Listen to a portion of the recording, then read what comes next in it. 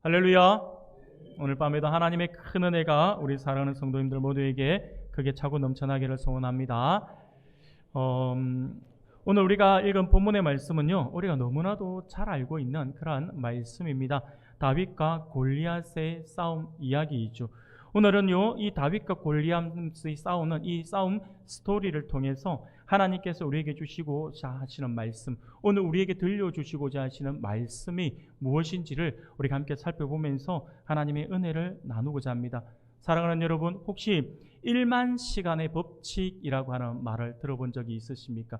1만 시간의 법칙이라고 하는 말이 있는데요, 이 말은요, 어떤 특정 분야에서 이른바 달인의 경지에 오르기 위해서는 적어도 1만 시간은 투자를 해야 한다라고 하는 그러한 법칙을 말하고 있는 것입니다. 이 1만 시간의 법칙이라고 하는 것은요, 말은요, 캐나다의 캐나다의 저널리스트이며 그리고 작가인 말콤 글래드웰이라고 하는 이 사람이 자신의 책인 이 아웃라이어라고 하는 책이 있는데요, 이 아웃라이어라고 하는 이 책에서 이 1만 시간의 법칙을 소개했어요. 그러면서 전 세계적으로 좀 크게 유명세를 얻었던 이 말이 바로 1만 시간의 법칙이에요.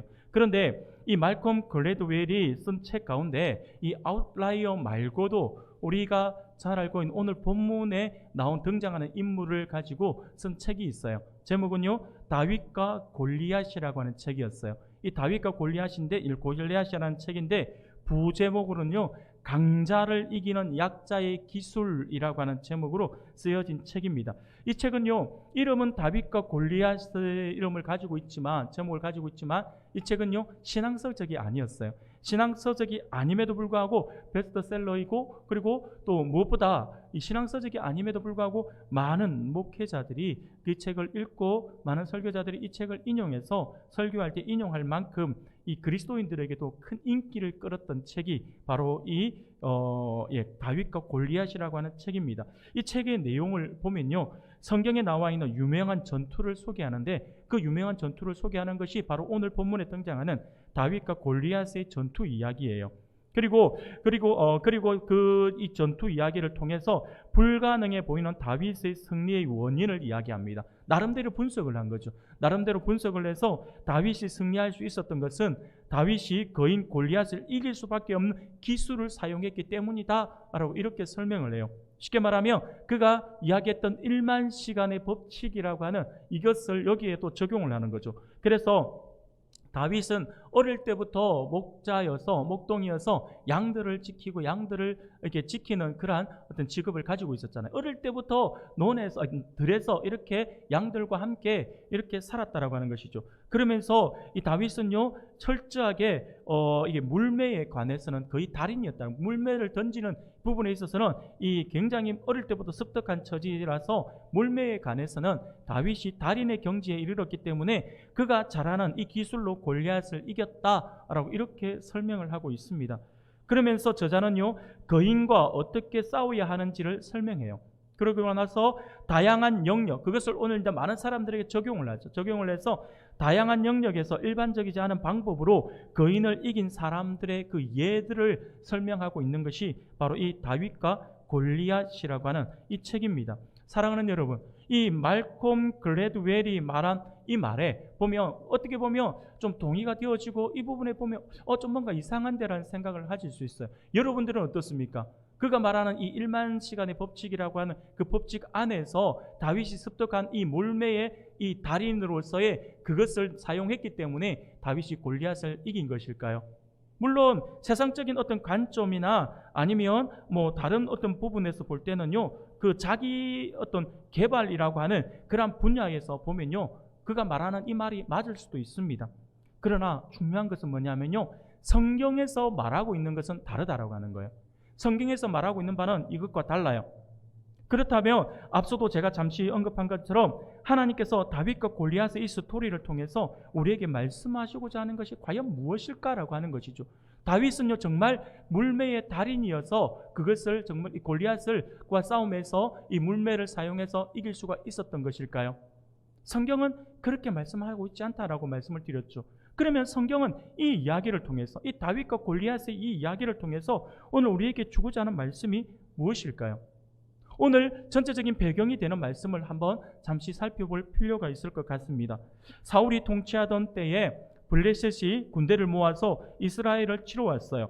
사울 왕도 백성들을 모아서 전쟁에 임하고자 출전합니다. 그러면서 엘라 골짜기라고 하는 이 골짜기까지 이제 이스라엘이 진군을 합니다. 그리고 맞은 엘라 골짜기를 중심으로 해서 양쪽 산에, 한편은 이쪽 편에 한쪽은 저쪽 편에 양쪽 마주보고 있는 산에 서로 진을 치고 대치하고 있는 그러한 상황이 벌어졌습니다. 그래서 한마디로 이제 딱 서로 마주보고 있는 이 상황 속에서, 그런데 있는 그 상황 속에서 이 블레셋의 유명한 이 장수, 거인 장수라고 하는 이 골리앗이 나와서 외치는 거예요. 이스라엘 가운데 누구든지 용기 있는 자는 나와서 나와 1대1의 싸움을 해서 우리가 이기는 그 사람, 그냥 여러 사람의 피를 흘릴 것 없이 1대1을 싸워서 이기는 그 사람, 그쪽이 승리하는 것으로 하고, 누가 이기든지 양쪽 어느 진 쪽은 그냥 종이 되는 걸로 하자라고 하면서 크게 외치면서 싸움을 할 사람을 지금 나오라고 하는 거죠. 바로 1대1의 싸움, 맞짱을 한번 또 자신과 맞짱 한번 떠보자라고 하는 것입니다. 무려 40일 동안이나 이스라엘 군대와 여호와 앞에서 이 골리앗이 나와서 욕하며 계속해서 싸우자고 도발을 하고 있다라고 하는 거예요. 그러나 이스라엘 군사들은요, 이미 골리앗의 거대함과 그의 강한 기세에 눌려서 두려움에 사로잡혀 있기에 어느 누구도 감히 그 앞에 나서지 못하고 있는 그러한 상황에 벌어졌습니다. 자신들이 보기에는 자신들은 골리앗의 한 주먹감도 되지 않는다라고 생각을 했던 것이죠. 그러니 혹시 사울 왕과 눈이라도 마주쳤을 때 자신 보고 야, 너 나가 이렇게 말할까봐 그들은요, 두려워서 눈도 제대로 못 들고 머리만 숙이고 있는 것이 바로 지금 이 이스라엘 백성들의 상황이었다라고 하는 것입니다. 이러한 상황이니 이스라엘 군대의 사기는요, 땅에 떨어질 대로 떨어져 있는 상황이었죠. 그때 이 전쟁에 참전한 형님들에게 물품을 전해주라라고 하는 아버지의 심부름으로 그 전쟁터를 찾은 다윗이 이 골리앗의 모습을 보게 됩니다. 그러자 다윗은요, 속에서 솟아오르는 그 분노를 주체할 수가 없었어요. 자신의 민족 이스라엘을 모욕하고 있고, 무엇보다 전능하신 하나님의 이름을 모욕하고 있는 그 모습을 보고 참지 못하여서 자원해서 자신이 싸우겠노라라고 선포하고 허락을 받아서 결국 골리앗과 싸워서 승리를 하게 되는 것이 오늘 우리가 읽었던 본문의 말씀이다라고 하는 것이죠. 사랑하는 우리 성도 여러분, 우리가 이 장면을 보면요, 골리앗의 신장은요, 어마어마합니다. 그냥 단순하게 다윗과 골리앗의 싸움이다가 아니죠. 우리가 잘 알고 있는 것처럼 이 다윗과 골리앗의 싸움은요, 말도 안 되는 싸움이에요. 성경은 이 골리앗이 어떤 사람이고 어떤 용모를 가지고 있는지에 대해서 설명을 해줘요. 골리앗은요, 신장이 6규빗 1뼘이라고 이야기를 합니다. 대략 오늘날 우리가 계산을 해보면요, 한 2m 80 정도 되는 그런 어마어마한 신장을 가진 거구예요. 그런데 그가 키만 컸냐? 아니에요. 엄청난 키도 크고 덩치도 크고 힘도 장사였다라고 성경은 말씀을 합니다. 그것을 우리가 어떻게 알 수 있냐면, 그는요 5,000세겔, 쉽게 말하면 오늘날로 하면 57kg 정도 되는 노스로 만든 갑옷을 입었다라고 하는 것이죠. 싸움을 나가는 이 병사가, 이 장군이 자기 몸에 57kg 되는 그런 무게의 갑옷을 입었다. 어마어마한 무게잖아요. 57kg, 여러분 가볍게 들었다 놓는 정도면 모르지만 그게 아니라 그것을 입고 싸움에 나간다라고 하는 것은요, 어마어마한 힘이 아니고서는 감당해낼 수가 없습니다. 그뿐이 아니에요. 무기로 만든 창을 그가 창을 이제 가지고 있었잖아요. 근데 그 창 끝에 있는 창날의 무게만 7kg이었다라고 이렇게 이야기를 합니다. 그뿐이 아니었어요. 그렇게 창만 들고 있는 것이 아니라 그는 허리에 칼도 차고 있었고요, 등에는 노스로 된 던질 수 있는 단창도 가지고 있었다라고 성경은 말씀을 합니다. 그 모습 한번 상상해 보십시오. 2m 80대는 어마어마한 거구의 그러한 거인이 있는데, 그가 입고 있는 갑옷은 막 그냥 창으로 찔러도 뚫릴 것 같지 않은 그런 어마어마한 무게의 그러한 갑옷을 입고 있고요, 그가 엄청난 창을 들고 있는데 그 창의 끄트말에 달려있는 그 쇳덩어리 무게만도 7kg이 되는 그러한 무기, 등에는 여허리는 칼을 차고 있고요. 등에는 칼을 집어 던질 수 있는 단창도 가지고 있었다라고 하는 것이죠.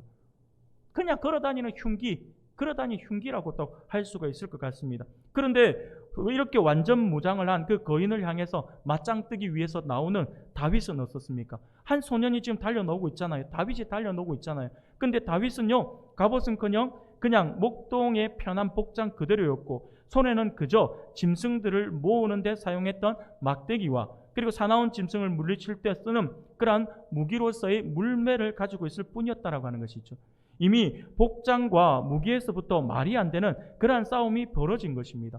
그런데 너무나도 놀랍게도 이 말도 안 되는 싸움에서 다윗은요, 골리앗을 단번에 쳐 눕혔고, 자신의 손에는 칼이 없었기에 넘어진 골리앗이 차고 있었던 그 칼을 빼어서 골리앗의 목을 베어 버렸다라고 하는 것입니다. 사랑하는 여러분, 이 말도 안 되는 이 놀라운 사실 속에는 아주 분명한 메시지가 담겨져 있어요. 그래서 많은 분들이 이 메시지를 가지고 설교를 하시면서 이런 이야기들을 많이 하죠.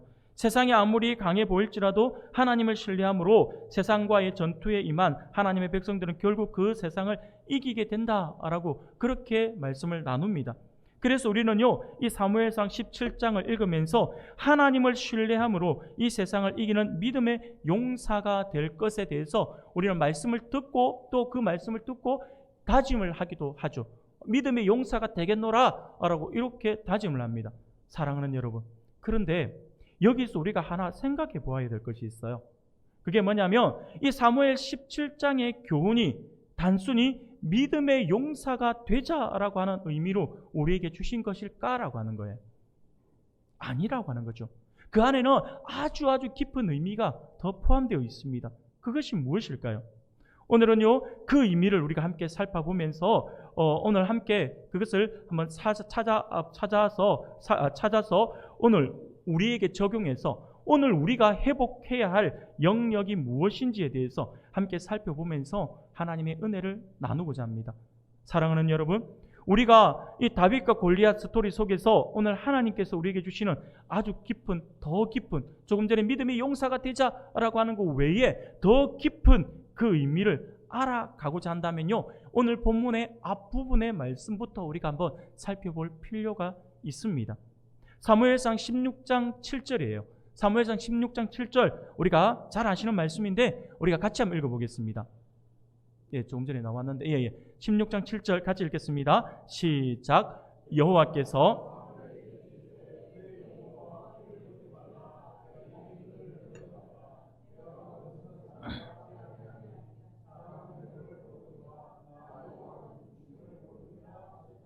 아멘. 너무나도 잘 아시는 말씀이죠. 바로 이 말씀은요, 이스라엘 초대왕 사울 왕이 하나님 앞에 완전히 실패한 왕이잖아요.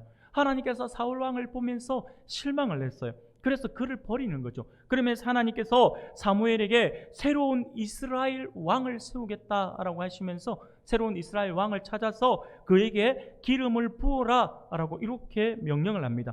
그러면서 하나님은요, 이 사무엘을 다윗의 아버지인 이새의 집으로 인도했어요. 그래서 사무엘은 거기에서 이새의 아들들 가운데 외모가 아주 출중해서 누가 보더라도 정말 왕감이다 라고 할 정도로 외모가 출중했던 큰아들 엘리압을 보게 됩니다. 그러면서 엘리압을 보면서 그의 심중에 딱 보면서 엘리압을 보고 감동을 했던 것 같아요.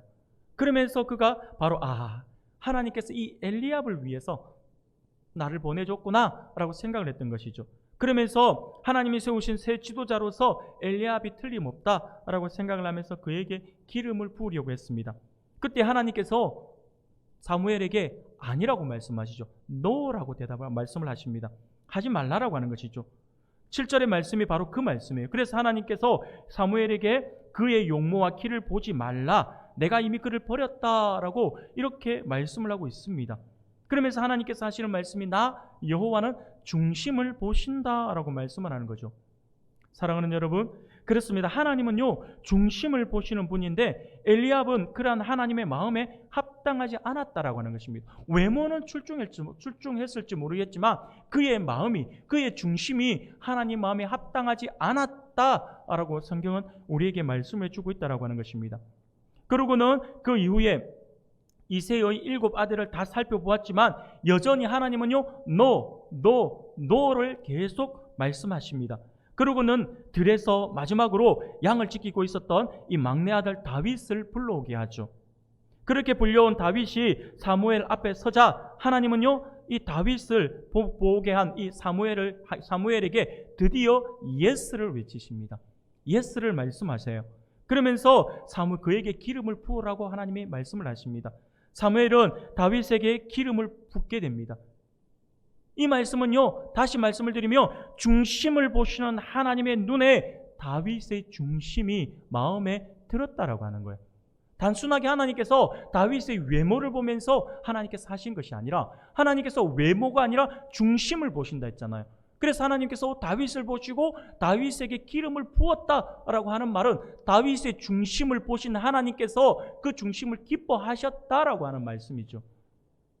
사랑하는 여러분, 그러면 형님들을 다 놓으라고 하셨던 우리 하나님께서 왜 다윗을 보시자마자 이 예스라고 하셨을까요? 도대체 하나님께서 다윗을 보시면서 사람의 중심을 보시는 하나님께서 다윗을 보시면서 예스라고 말씀하셨던 다윗의 중심, 그것은 어떤 것이었을까요? 오늘은요, 우리가 하나님께서 기뻐하시고 하나님 마음에 합당했던 다윗의 중심이 어떠했는지를 우리가 함께 살펴보고자 합니다. 그러면서 오늘 신년 축복 말씀 집회 둘째 날 우리가 회복해야 할 영역인 믿음의 중심이 어떤 것인지 무엇인지를 우리가 함께 살펴보면서 하나님의 은혜를 나누고자 합니다. 사랑하는 여러분, 하나님이 기뻐하시는 다윗의 중심은 과연 무엇이었을까요? 한 3가지 정도로 우리가 함께 살펴볼 수 있을 듯 합니다. 다윗의 모습은요, 하나님이 기뻐하시는 다윗의 중심은 첫 번째는요, 거룩한 분노였어요. 거룩한 분노. 29절 말씀을 보니까 이렇게 말씀을 합니다. 다윗이 이르되 내가 무엇을 하였나이까 어찌 이유가 없으리이까 라고 이렇게 말씀을 합니다. 이 말씀은요, 곧 전쟁에 참전하고 있었던 큰형 엘리압이 전쟁터를 마치 구경하고 있는 듯한 막내 다윗을 보고 화를 내게 됩니다.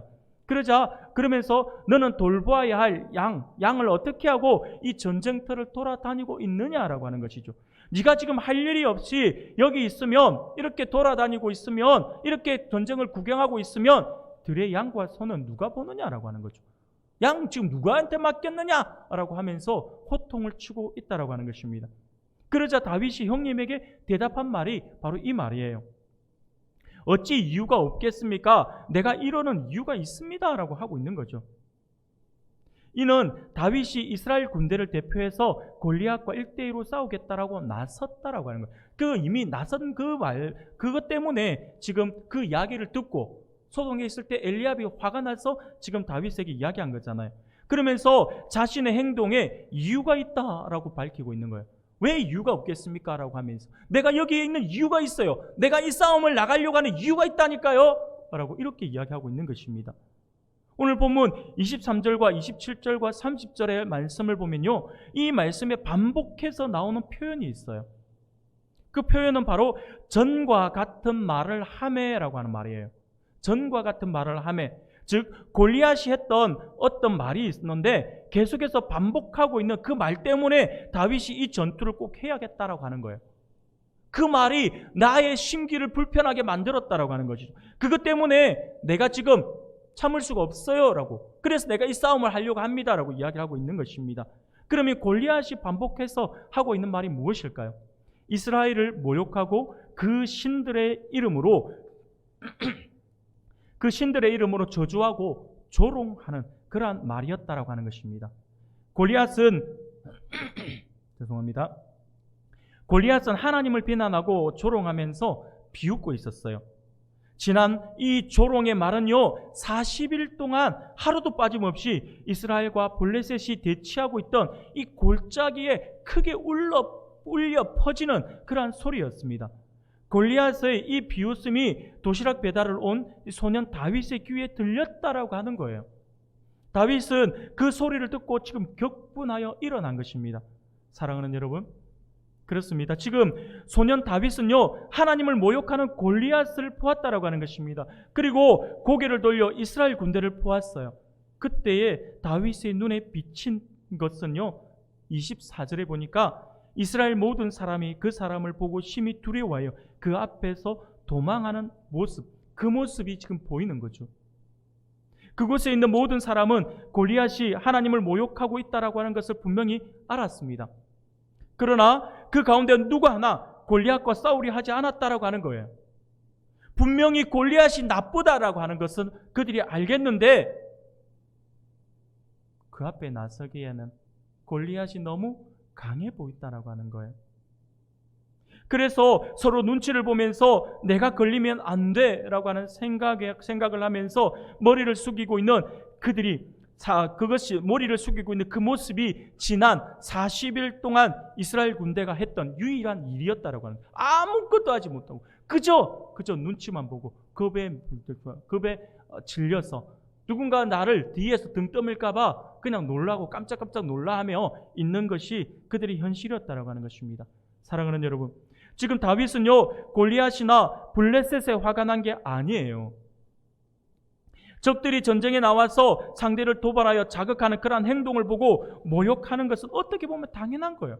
솔직히 골리앗의 그러한 모욕의 소리를 듣고 흥분해서 화를 낸 것처럼 보이지만 사실은요, 그거 아니에요.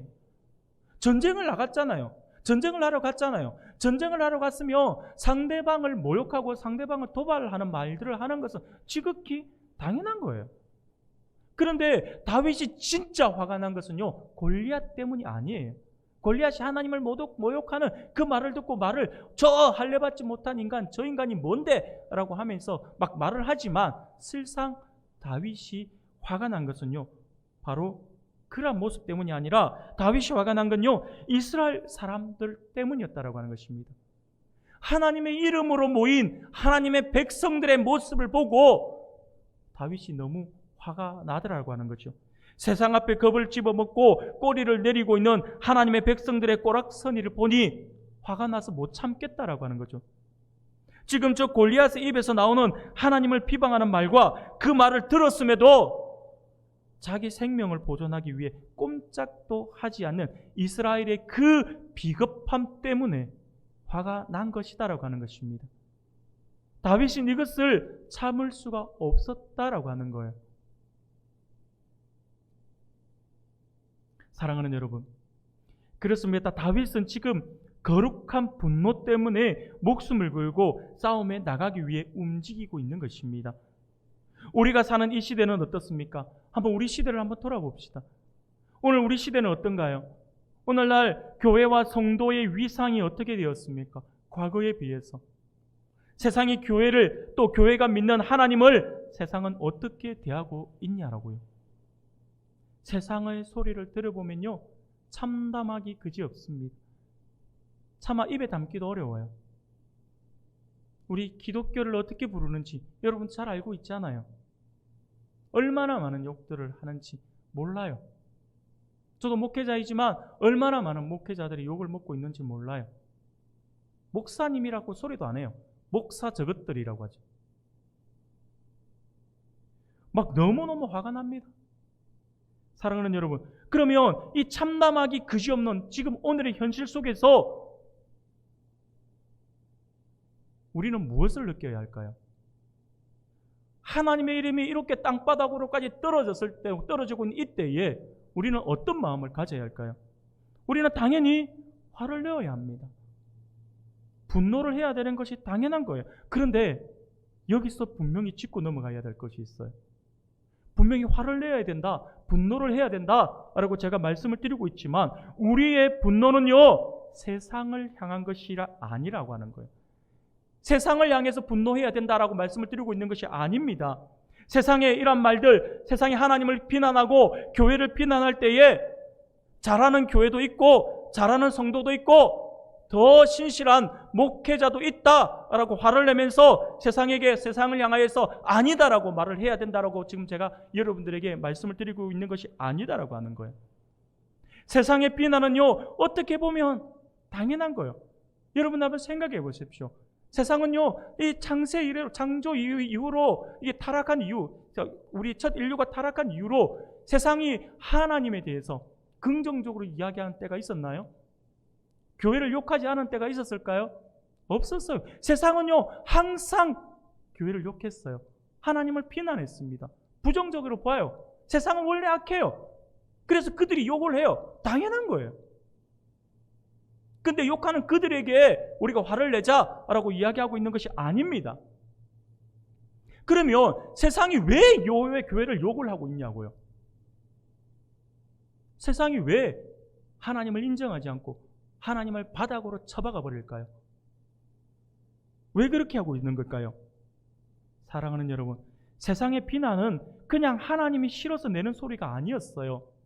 세상의 사람들이 내는 소리에 이는 이유가 있습니다. 그 이유는 다름이 아닌 바로 우리들이었어요. 우리 그리스도인들이 예수 믿는다라고 성도라고 말을 하면서 바르게 살지 못하니 세상이 우리를 비난하고 있다라고 하는 것입니다. 그러므로 이렇게까지 하나님의 이름에 욕을 먹이고 있는 바로 우리 자신을 보면서 우리가 화를 내어야 한다라고 하는 것입니다. 옆에 있는 성도를 보고 화를 내야 된다가 아니라 나를 보면서 화를 내야 돼. 내 안에 거룩한 분노가 일어나야 되는 것이 다른 것이 아니라 내가 바르게 살지 못하고 있는 그 모습을 보면서, 비겁한 나의 모습을 보면서 내가 화를 낼 수 있어야 한다고 하는 것이죠. 분노할 수 있어야 한다라고 하는 것입니다. 예수님을 주로 고백하는 바로 우리가 이 정도밖에 살아내지 못하고 있는 것에 우리가 화를 내고 분노해야 한다라고 하는 것입니다. 사랑하는 우리 성도 여러분, 하나님을 사랑하십니까? 사랑하시지 않으신가요? 하나님을 사랑하십니까? 네. 우리는 하나님을 사랑합니다. 하나님을 믿고 하나님 앞에 나와서 예배하는 사람들 치고 하나님을 사랑하지 않습니다라고 하는 사람은 없어요. 하나님을 사랑하지 않는데 어떻게 이 밤에, 이 시간, 오늘같이 이렇게 추운 날 여기 와서 예배할 수 있겠냐고요. 하나님을 사랑합니다. 그래서 우리가 나와 있잖아요. 사랑하는 여러분, 우리는요, 하나님을 사랑하냐라고 물으면 항상 늘 예라고 이야기를 합니다. 하나님을 사랑합니다. 예수님을 사랑합니다. 라고 참 말들을 많이 하죠. 그런데 여러분 한번 생각해 봅시다. 우리가 하나님을 그렇게 사랑하는데, 그렇게 하나님을 인정하는데, 우리 주님 그렇게 사랑합니다 라고 그렇게 고백하고 찬양할 때도 사랑합니다, 나의 하나님, 나의 예수님 하면서 얼마나 많은 고백을 합니까? 그런데 한번 생각해 봅시다. 내가 사랑하는 이가 지금 나 때문에 짓밟히고 있어요. 우리 때문에 내가 사랑하는 그분이 수치를 당하고 있고요. 우리 때문에 내가 정말 사랑하는 그분이 상하고 있어요. 그러므로 우리가 정말 하나님을 사랑한다라고 한다면 우리는 어떻게 해야 될까요? 가만히 있으면 안 된다라고 하는 거죠. 그분을 사랑하기 때문에 그분의 명예를 지키고 싶어 해야 한다라고 하는 것입니다. 다윗은 하나님을 사랑했어요. 그의 사랑은 그저 말뿐이 아니었다라고 하는 것입니다. 그가 하나님을 너무나도 사랑했어요. 하나님을 너무나도 사랑했기 때문에 그가 분노를 했고요. 그래서 그 분노 때문에 지금 목숨 걸고 싸우려 하고 할 정도로 하나님의 사랑을 표현했다라고 하는 것입니다. 하나님은 그러한 다윗의 중심에 있는 하나님을 향한 불타는 사랑을 하나님께서 보셨다라고 하는 거예요. 바로 다윗의 그 불타는 하나님을 향한 그 사랑이 우리 안에 회복되어져야 한다라고 하는 것입니다. 사랑하는 우리 성도 여러분, 우리 안에 하나님을 향한 진짜 사랑이 있기를 소원합니다. 하나님을 향하여 불타오르는 참 사랑이 있기를 소원합니다. 그 사랑 안에서 나오는 거룩한 분노가 회복되어서 더욱 하나님 앞에서 바로 서고자 노력하는 우리 성도님들이 되시기를 소원합니다. 이 분노는요, 세상을 향한 분노가 아니라고 말씀을 드렸어요. 옆에 있는 성도를 향한 분노가 아니라고 말씀을 드렸습니다. 세상은 원래 악하니까 우리가 그 소리에 귀를 기울일 필요가 없어요. 성도 옆에 있는 성도는요, 옆에 있는 성도를 보고 비난하면서 너 왜 그렇게 사니? 이거 잘못된 겁니다. 나를 보셔야 합니다. 우리는요, 왜 옆에 있는 성도를 보면서, 옆에 있는 누군가 지체를 보면서 그들이 잘못하고 있으면 화를 내고 분노를 내면서 내가 잘못한 부분들은 왜 그렇게 너그럽냐고요. 나에게 잣대를 들이대셔야 합니다. 그래서 내가 하나님을 사랑한다 하면서 왜 내가 이것밖에 못 될까? 내가 하나님을 사랑한다 하면서 왜 내 열심은 이것밖에 안 될까? 그걸 보면서 내가 거룩한 분노를 낼 수 있어야 한다라고 하는 거죠. 그 분노가 우리 안에 있어야 합니다. 그 분노는요, 하나님을 지극히 사랑하는 마음에서 나오는 거죠. 하나님께서 지금 그 다윗의 중심에 있는 그 사랑, 뜨거운 그 사랑 때문에 하나님 그 분노하고 그 분노 때문에 목숨까지 걸려간 이 다윗의 모습을 보시고 그의 중심을 보시고 하나님께서 기뻐하셨다라고 하는 것입니다. 그 분노가 우리 안에 회복되어져야 한다라고 하는 거죠. 하나님의 사랑에 근거한 그 분노. 두 번째로 하나님이 기뻐하신 다윗의 중심이 무엇일까요? 그것은요, 하나님을 향한 마음에서 나오는 하나님을 닮은 눈이에요. 사람들이 보는 눈이 아니라 하나님이 보는 눈.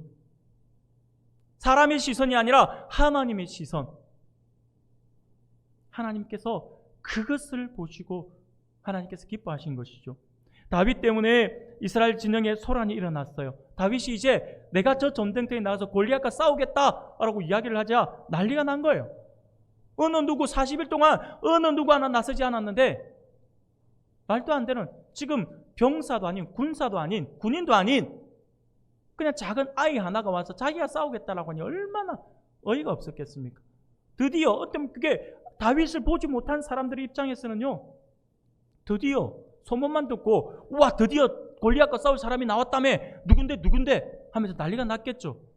그 소리가 사울 왕의 귀에도 들려졌어요. 사울 왕은요 엄청나게 반가웠습니다. 40일 동안 두려움에 사로잡혀 어느 누구 하나 나서지 못하는 그런 상황이었기 때문에 이 소리를 듣고 무척이나 반가웠던 것 같아요. 그래서 이 소란을 일으킨 장본인을 당장 불러오라고 합니다. 그래서 다윗은 왕 앞에 불려나갑니다. 그런데 사울은요 다윗의 모습을 보자마자 실망할 수밖에 없는 거예요. 자기가 생각할 때 하다못해 그의 큰형 엘리압과 같이 출중한 인물이 나올 줄 알았는데 소년 다윗, 아니 지금 군인으로 차출되지도 못할 만큼 어린 나이에 다윗이 지금 나와서 제가 싸우러 가겠습니다라고 하고 있으니 사울의 입장에서는요 어이가 없는 것이죠. 그러니 실망할 수밖에 없습니다. 다윗은 전혀 용사가 아니었죠. 굉장히 지금 어려운 상황이에요. 다윗은 나가겠다 하는데 사울은요 나가지 말라라고 하는 거예요. 아니 내보냈다가는 어떤 일이 벌어지겠습니까? 아니 지금 멀쩡한 어른들 다 놔놓고 애아를 내보내가 지금 말이 되냐? 라고 하는 비난들을 피할 수가 없다라고 하는 것이죠. 여러 가지 생각들이 지금 사울 왕을 머릿속에 지금 스치고 지나가는 거예요. 그래서 사울은요 싸움을 하지 못하게끔 다윗을 만류합니다. 33절에 이렇게 말씀을 하죠. 사울이 다윗에게 이르되 네가 가서 저 블레셋 사람과 싸울 수 없으리니 너는 소년이요 그는 어려서부터 용사임이라 라고 말씀을 합니다. 사울은 자기가 가진 합리적인 기준으로 다윗을 판단했어요. 골리앗은 강력한 용사이고 다윗은 소년이다라고 하는 거죠. 그런데 사울의 이 평가가 정말 합리적인 평가이며 합리적인 판단이었을까요? 사울의 평가의 기준이 무엇이었습니까? 다윗과 골리앗의 눈에 보이는 부분, 이게 다윗이 눈에 보이고 골리앗이 눈에 보이잖아요. 그러니까 다윗의 평가의 기준은요 바로 외모였어요. 나중에 골리앗도 이와 비슷하잖아요. 골리앗도 자신을 향해 나오는 다윗을 보고 비웃었어요. 무엇을 보고요? 다윗의 외모를 보고요. 자신과 싸울 만큼 위협적으로 보이지 않았기 때문이죠. 그래서 아마 골리앗은 다윗을 보면서 한 주먹감도 안 된다라고 생각을 했을 수도 있다라고 하는 것이죠. 사랑하는 여러분, 어떻게 보면 하나님의 백성인 이스라엘의 사울 왕과 하나님을 모욕하는 블레셋 사람 골리앗의 눈은 같은 눈이었어요. 같은 것을 보고 있다라고 하는 거죠. 둘 다 외모만 보고 지금 판단을 하고 있다라고 하는 것입니다. 사랑하는 여러분, 영원한 생명을 소유한 그리스도인들과 그 생명과 무관한 삶을 살아가고 있는 비그리스도인들의 생각은 완전히 다른 것이어야 합니다. 보는 눈이 달라야 한다라고 하는 것입니다. 지금 사울 왕과 하나님을 믿지 아니하는 골리앗의 눈이 똑같다라고 하는 거죠. 이래 되면 안 된다라고 하는 거예요. 하나님의 사람의 눈과 세상 사람들의 눈이 같아서는 안 된다라고 하는 것입니다. 영원한 생명도 없고 영원한 생명도 영원한 나라에 대한 소망도 없는 그들이 보는 그 눈, 그것을 우리가 가져서는 안 된다라고 하는 것입니다. 그러니 눈에 보이는 것들로 이 세상을 사는 것이 세상 사람들은요 당연한 거예요. 그들은요 영원한 것이 없기 때문에, 영원한 생명도 모르기 때문에 눈에 보이는 이 세상의 원칙에 따라, 이 세상의 법칙에 따라 살아가는 것은 어떻게 보면 당연한 것일 수 있어요. 그런데 여러분, 우리 그리스도인들은 그렇게 살아서는 안 됩니다. 왜냐하면 우리 그리스도인들에게는, 우리 하나님의 사람들에게는요 세상 사람들의 눈에 보이지 아니하는 또 다른 것이 보이기 때문입니다. 사랑하는 여러분, 다윗을 보십시오. 다윗은요 골리앗의 외모에 주눅들지 않았어요. 사울 왕이 보아도 골리앗은 거대해 보였잖아요. 똑같은 하나님의 백성인데도 사울 왕이 보는 눈과 다윗이 보는 눈은 달랐어요. 다윗은요 골리앗 앞에서 주눅들지 않았다라고 하는 것입니다. 다윗은요 사울 왕은 골리앗의 외모를 보았는지 모르지만 다윗은 무엇을 보았을까요? 골리앗의 중심을 보았어요. 마치 하나님께서 자신의 중심을 보고 있는 것처럼 다윗도 골리앗의 중심을 보았어요. 골리앗은요 사실 큰 소리를 치고는 있지만 골리앗 안에도 두려움이 있었다라고 하는 거예요. 다윗은 지금 그것을 보았습니다. 얼마 전에 몇 년 전에 나왔던 영화 가운데 강릉이라고 하는 영화가 있었어요. 강릉이라고 하는 영화가 있는데 이 영화에 보면 재밌는 대사가 하나 나와서 제가 잠깐 소개해드리면요, 이 강릉이라고 하는 영화가 그냥 조폭들 이야기인데 서로 조직원들끼리 서로 세력 싸움하는 그러한 영화입니다. 영화인데 근데 한쪽 조직원과 이 조직원들끼리 서로 만나면 서로 으르렁거리고 싸우고 서로 이게 막 그냥 마치 지금 당장 내가 너를 죽여버릴 거야 하는 살벌한 분위기가 막 조성이 돼요. 조성이 되는데 한쪽 조직원이 상대방 조직원에게 뭐라고 이야기를 하냐면 계속 옆에서 두려움을 조장하는 거예요. 네가 칼도 맞고 많이 매도 맞았는데 안 두렵냐고. 대부분 사람들이 칼 한 번 맞으면 공포 때문에 두려워서 말도 제대로 못하고 자기를 찌른 사람 눈도 제대로 못 본다던데 당신은 안 그런가 봅니다 라고 하면서 당신은 칼 맞은 사람이야 라고 하는 걸 자꾸 인식을 시켜주면서 자꾸 두려움을 주려고 해요. 그러자 그 말을 들었던 조직원이 한 사람이 뭐라고 이야기하냐면 이렇게 이야기를 해요. 나도 칼을 맞고 했으니 당연히 무섭지. 그런데 내가 칼 맞아가면서 무섭긴 한데 한 가지 깨달은 사실이 있어. 그러면서 하는 이야기가 뭐냐면 너라고 내가 안 무섭겠냐라고 하는 거죠. 이게 단순한 대사같이 보이지만 저는 이걸 보는 순간 와 하는 생각을 했어요. 사랑하는 여러분, 모두가 똑같아요. 사람의 심리 안에는요 모두가 똑같은 마음이 있어요. 서로 그것을 표현을 하고 싶지 않고 드러내고 싶지 않은 것뿐이에요. 여러분, 세상에 두렵지 않은 싸움은 없어요. 모두가 다 두려워합니다. 내가 두려워하면 상대방도 나를 두려워한다라고 하는 거예요. 아무리 강력한 전력을 가지고 있어도 우리는 한 가지를 딱 떠올리게 되어 있어요. 뭐냐면 만약에 내가 지기라도 하면 어떡하냐라고 하는 거죠. 여러분, 골리앗이 지는 게 치명적일까요? 다윗이 지는 게 치명적일까요? 모르시겠어요? 골리앗이 지는 게 치명적인 거예요. 다윗은요 저도 본전이죠. 그래서 웬만하면요 이 강력한 힘을 가진 사람들은요 이 힘이 없는 사람과 잘 싸우려고 하지 않으면 그냥 피하고 맙니다. 두려워서 피하는 거 아니에요. 웬만하면요 여러분들 축구 지금 우리 한참 아시안컵 하고 있는데 축구를 하면 이런 큰 대회를 두면 이 보통 그냥 연습 게임으로 강력한 팀을 만나서 시합을 해보려고 하죠. 그런데 세계 1, 2위권에 있는 그러한 순위권에 있는 팀이 저 순위 100위권 있는 팀과 싸우려고 할까요? 축구하려고 할까요? 안 합니다. 돈을 줘도 안 가려고 해요. 왠 줄 아세요? 만약에 이 게임에서 실패라도 한다면, 지기라도 한다면 자기네들은 어떻게 될까요? 체면이 말이 안 되는 거죠. 그런 거죠. 지금 골리앗도 두려움이 있었어요. 근데 우리가 골리앗이 두려움이 있었다라고 하는 건 제가 억지가 아니에요. 그 이유를 우리가 어떻게, 골리앗이 두려움이 있었다는 걸 우리가 어떻게 알 수 있냐면 오늘 성경에서 우리에게 말씀을 해주고 있어요. 41절이에요. 41절 우리가 같이 한번 읽어볼까요? 같이 읽겠습니다. 시작. 블레셋 사람이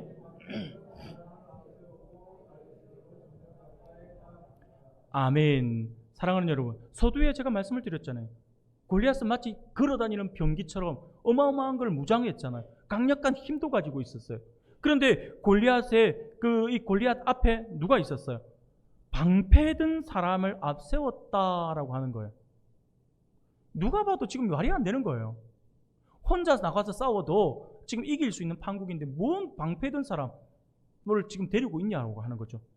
사랑하는 여러분, 그렇게 큰 신장과 강력한 무기인 칼과 창을 가지고 있었던 골리앗이 그저 막대기와 물매를 가지고 나온 다윗을 향해 나아가는데 자신 앞에 거대한 이 방패 든 사람을 앞세우고 다윗에게로 나아오고 있었다라고 하는 것입니다. 여기서 방패 든 사람 이렇게 하잖아요. 이 말은요, 이 방패는, 이때의 방패는요, 우리가 흔히 말하는 영화 속에서 그릴 수 있는 손에 이렇게 매는 방패 있잖아요. 이 방패, 칼, 이거 아니에요. 이 방패가 아니라 이때의 방패는요, 큰 방패 있잖아요. 사람 몸 전신을 가로막을 수 있는 이런 방패. 그러니까 방패 든 사람이면 단순한 한 사람이 아닌 거죠. 골리앗을 완전히 싹 감쌀 수 있는 그러한 사람이다라고 하는 거죠.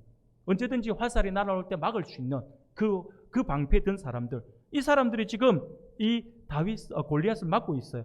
바로 바로 자신 앞에서 만약을 대비해서 지금 내가 이렇게 지면 어떡하지 하는 그 두려움 때문에 만약을 대비해서 이렇게 하고 있다라고 하는 거죠. 사랑하는 여러분, 우리 속담에 빈 깡통이 요란하다라고 하는 말이 있죠. 바로 실속 없는 사람이 요란하기 마련입니다. 골리앗이 지금 그러고 있는 거예요. 여하튼 사랑하는 여러분, 세상은 분명 우리가 볼 때 강해 보입니다. 세상은 아마 계속해서 자신이 강하다고 할 것이며 우리가 세상의 말을 듣지 않고 시키는 대로 하지 않으면 망하게 될 것이라고 분명히 우리를 위협할 것입니다. 그러나 세상의 위협 앞에 우리는 세상을 똑바로 보아야 합니다. 세상이 우리 안에서 그렇게 센 척하는 이유가 있어요. 역시 마찬가지로 그들도 두렵다라고 하는 거예요. 사탄 마귀가 강력하게 이렇게 제지하고 이렇게 나오는 것은요, 역시 사탄 마귀도 무언가에 지금 두려워하고 있다라고 하는 거예요. 사랑하는 여러분, 그러므로 우리는 세상의 위협 앞에서 우리는 이 모든 것들을 바르게 볼 수 있어야 합니다. 세상을 똑바로 볼 수 있어야 할 것입니다. 세상이 우리 안에 그렇게 센 척하는 이유는 다름이 아니라 성도가 세상에 대해서 두려움을 가져 성도로 하여금 바른 정체성을 가지고 살아가지 못하게 하기 위함이었어요. 이걸 다르게 말씀을 드리며 반대로 말씀을 드리면 우리가 하나님의 백성으로서 바른 정체성을 가지고 바르게 살아가면 누가 두려워하느냐? 마귀가 두려워한다라고 하는 거예요. 우리가 그렇게 살게 하지 못하기 위해서 계속해서 옆에서 우리를 위협하며 우리에게 두려움을 주고 있다라고 하는 거예요. 우리가 그리스도인으로서 바른 정체성을 가지고 살아간다라고 한다면 어떻게 될까요? 그러려면요, 히브리서 11장 38절 말씀처럼 이런 사람을 세상이 감당하지 못하기 때문이다라고 말씀을 하죠. 바로 그것 때문이었어요. 그래서 우리에게 계속해서 두려움을 주려고 합니다. 위협을 하려고 하고 있는 것이죠. 사랑하는 여러분, 다윗의 눈은 하나님의 눈을 너무나도 닮은 것 같아요. 하나님이 다윗의 중심을 보신 것처럼 다윗도 골리앗 즉 세상의 중심을 보았다라고 하는 것이죠. 우리가 사랑하는 여러분, 이처럼 우리가 중심을 보는 눈, 곧 하나님을 닮은 시선을 가져야 할 것입니다. 그것을 위해서 우리가 기도해야 합니다. 주님을 닮은 눈으로 세상을 보고 우리를 보고 주님을 봄으로써 세상의 허세에 눌리지 말고 마땅히 우리가 가야 할 길을 갈 수 있게 해달라고 하나님 앞에 기도할 수 있는 우리 성도님들이 되기를 소원합니다. 다윗이 그것을 가지고 있었거든요. 그래서 하나님께서 그것을 보시고 그를 기뻐하셨다라고 하는 것입니다.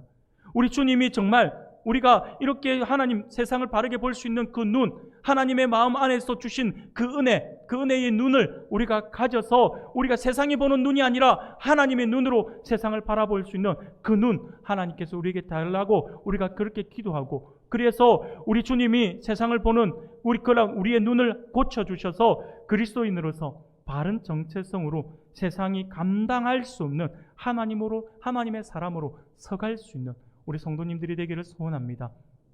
마지막 하나만 더 말씀을 드리겠습니다. 하나님이 기뻐하시는 다윗의 중심, 그것이 무엇일까요? 그것은요, 하나님을 아는 지식에서 나오는 승리에 대한 확신이었어요. 하나님께서 그 다윗의 중심을 보신 거예요. 다윗에게는 골리앗과의 전투에 대한 그런 승리의 확신이 있었어요.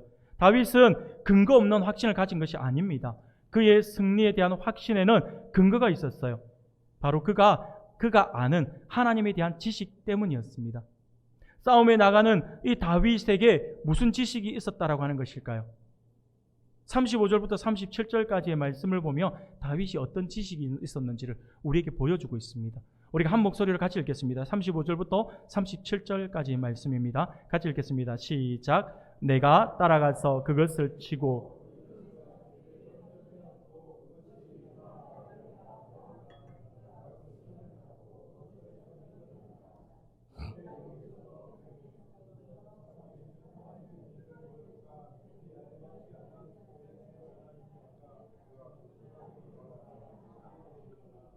또 다윗이 이르되 여호와께서 나를 사자의 발톱과 곰의 발톱에서 건져내셨음즉 나를 이 블레셋 사람의 손에서도 건져내시리이다.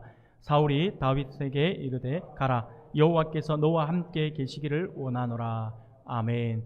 너무나도 강력한 확신으로 이야기하니 결국은 사울이 보내주는 거죠. 여러분 여기서 보면 이 본문의 말씀에서 보면요 다윗이 건져내었다라고 하는 말들을 지금 세 번이나 사용하고 있습니다. 이 건져내었다라고 하는 이 히브리의 단어가 나찰이라고 하는 이 단어인데 이 나찰이라고 하는 단어를 지금 세 번이나 쓰면서 지금 무엇인가를 강조하고 있는 거죠. 바로 이 나찰이라고 하는 이게 이 뜻이 바로 어떤 의미를 가지고 있냐면 구원받다라고 하는 뜻을 가지고 있습니다.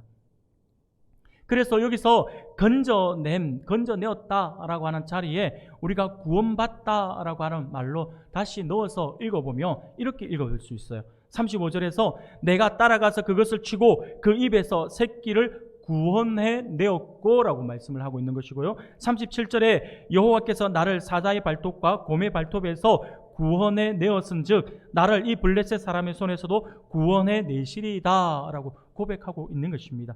사랑하는 우리 성도 여러분, 다윗은 목자로 살면서 여호와 하나님을 경험했어요. 다윗에게 하나님은 자신이 양을 지키려고 적과 싸울 때마다 자기를 대신해서 싸워주신 분이었다라고 하는 것입니다. 지금 이 다윗이 싸우려고 하는 이 싸움은 하나님의 양인 이스라엘 백성을 지키기 위해서 그 백성을 두려워 떨게 하는 괴물과의 싸움이잖아요.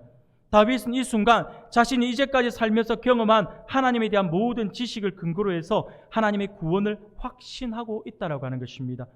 이전날 자신을 사자와 곰에게서 구원하신 이가 지금 동일한 일을 하려고 하는 자신을 구원해 주실 것이다라고 하는 것을 그가 알고 있는 것이죠. 이것이 다윗이 가진 확신이었습니다. 사랑하는 우리 성도 여러분, 다윗이 싸움을 잘하는 사람이어서 이 싸움에서 이긴 것이 아니었어요. 물매가 치명적인 무기였어도 아닙니다. 전략을 잘 세우고 틈새를 잘 이용해서 허점을 잘 찔러서 거인 골리앗을 이긴 것이 아니다라고 하는 거예요. 다윗의 승리는 이스라엘의 목자 되신 하나님께 바른 지식에 대한 하나님에 대한 그런 바른 지식에 근거한 온전한 신뢰의 결과였다라고 하는 것입니다. 그러므로 여러분, 하나님을 더 많이 알기를 소망하는 우리 성도님들이 되기를 소원합니다. 하나님이 어떤 분이신지 배우고 경험하여 알아가고자 애쓰는 우리 성도님들이 되기를 소원합니다. 그 온전한 지식에서 나오는 신뢰로 하나님을 바라볼 수 있는 우리 성도님들이 되시기를 소원합니다. 그리고 하나님이 원하시는 자리에 하나님이 원하시는 방식으로 서 있을 수 있는 하나님의 백성들이 되기를 소원합니다.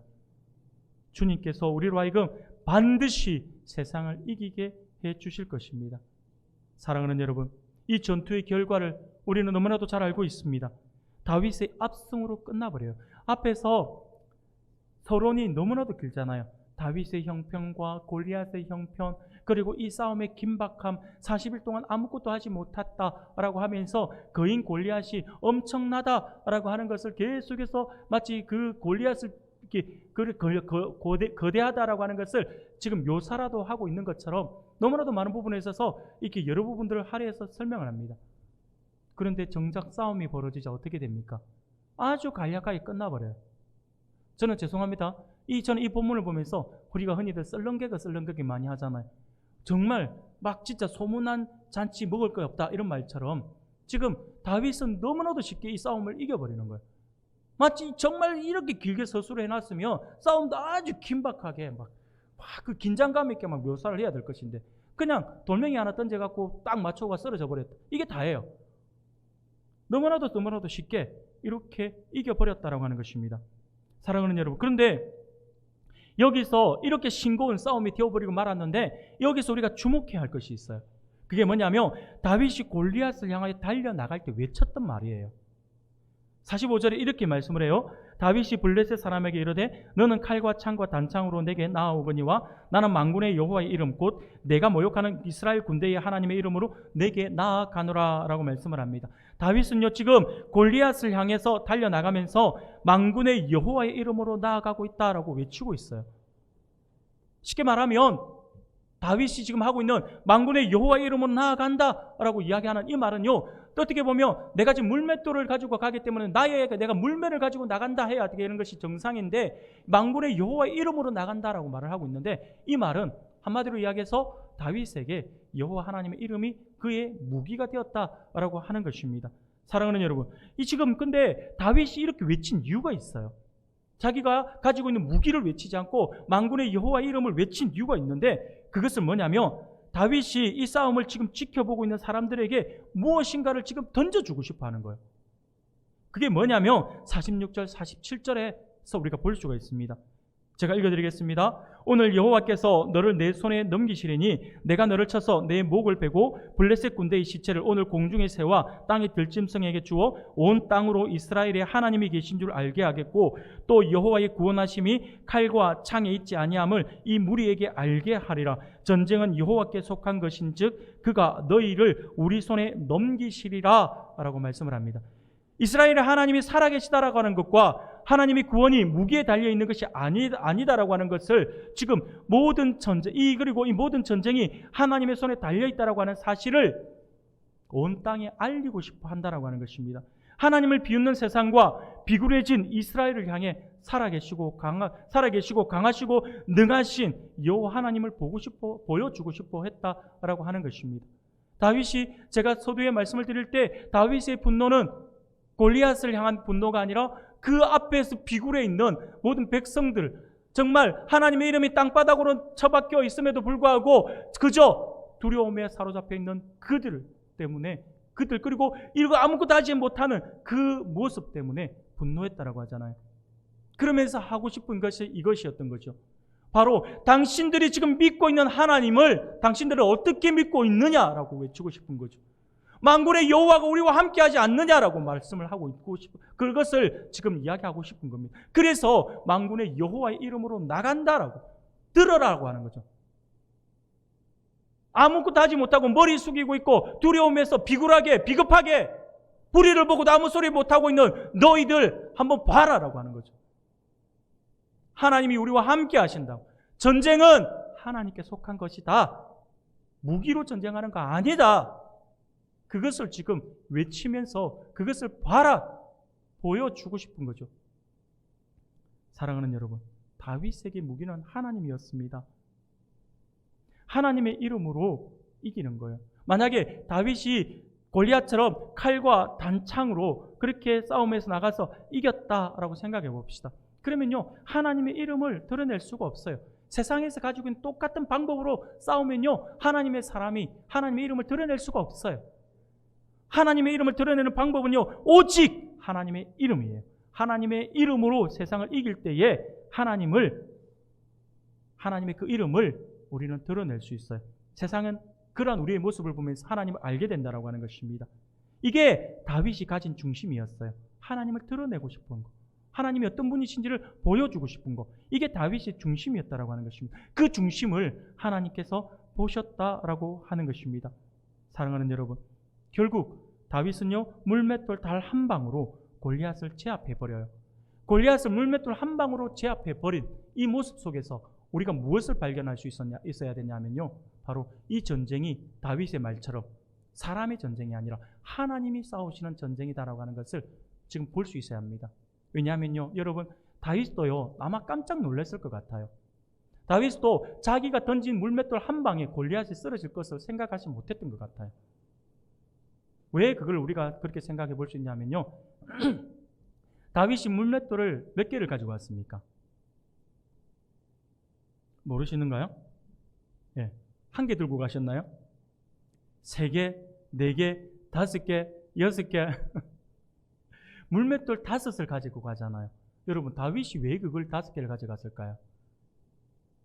아마 여러 가지 생각을 했을 수도 있어요. 자기는 소년이기 때문에, 어리기 때문에 나의 물맷돌 힘으로는 이 물매가 원심력을 통해서 강력한 힘을 발휘하지만 저 골리앗에 이거 한 방 맞고는 쓰러지지 않을 수도 있다라고 생각했을 수도 있고요. 아니면 내가 두려운 마음에 던졌는데, 내가 급한 마음에 던졌는데 이 골리앗을 못 맞출 수도 있다라고 생각을 했을 수도 있어요. 그러니까 어쨌든 간에 다윗 골리앗이 쓰러지지 않았을 때에 다시 빠르게 재장전을 해야죠. 그렇게 하기 위해서, 그래서 몇 번을 던지겠다라고 하는 마음에서 가지고 갔는데 단 한 방에 끝나버린 거죠. 아마 다윗도 깜짝 놀랐을 것 같아요. 사랑하는 여러분, 이 장면을 통해서 우리가 볼 수 있어야 되는 것이 바로 그것입니다. 이 전쟁이 다윗과 골리앗의 싸움이 아닌 전능하신 하나님, 곧 엘샤다이 하나님께서 직접 골리앗을 치신 사건이었다라고 하는 것을 우리가 알 수 있어야 한다라고 하는 것입니다. 사랑하는 성도 여러분, 하나님이 대신 싸워주신다라고 하는 거예요. 하나님을 향한 믿음만 가지고 있으면 됩니다. 오늘 밤에 하나님께서 우리에게 들려주시는 말씀을 기억할 수 있기를 바랍니다. 오늘 다윗이 골리앗을 무너뜨린 이 장면을 보면서 하나님이 함께 하시는 싸움이 얼마나 싱겁게 끝나는지를 볼 수 있기를 바랍니다. 그리고 우리 인생이 바로 전능하신 하나님 손에 붙들린 인생이 되기를 소원합니다. 하나님을 신뢰하며 믿음으로 세상을 향해 나아갈 수 있는 그러한 우리 성도님들이 되시기를 소원합니다. 또 우리의 목자이신 하나님이 어떠한 경우에도 우리를 지키실 것을 확신할 수 있는 우리 성도님들이 되기를 소원합니다. 사랑하는 여러분, 그러므로 우리는요, 우리의 중심을 보시는 하나님 앞에서 다윗과 같은 중심을 가질 수 있기를 바랍니다.